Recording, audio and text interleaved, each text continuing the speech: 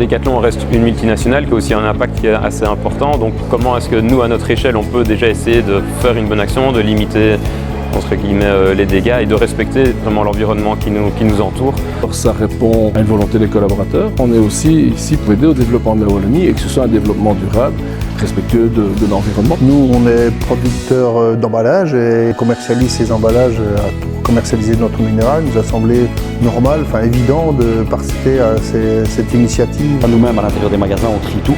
Et ça, je pense que le grand public ne le sait pas toujours.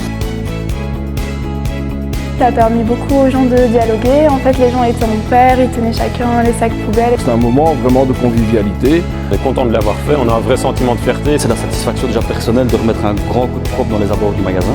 Passer ce temps-là ensemble et aller ramasser des déchets, ça n'a pas de prix en fait. On est allé dans la forêt où se situent nos captages. Il y a beaucoup de fierté à nettoyer. Notre zone qui permet aussi d'alimenter notre eau minérale. Ça permet aussi aux collaborateurs de se fédérer, de passer un bon moment ensemble. Et je pense que c'est vraiment une bonne initiative en termes de team building.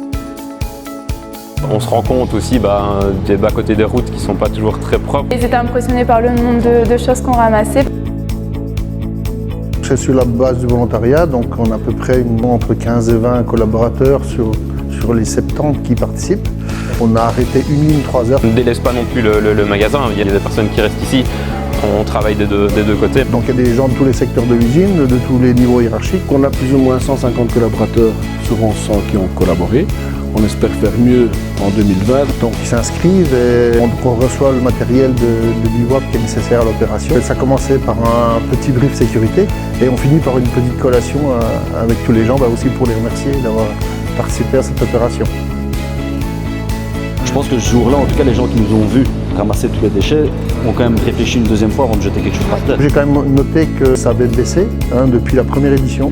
Je suis devenue ambassadeur de la propreté, pouvoir revenir en plus du moment du grand nettoyage de printemps.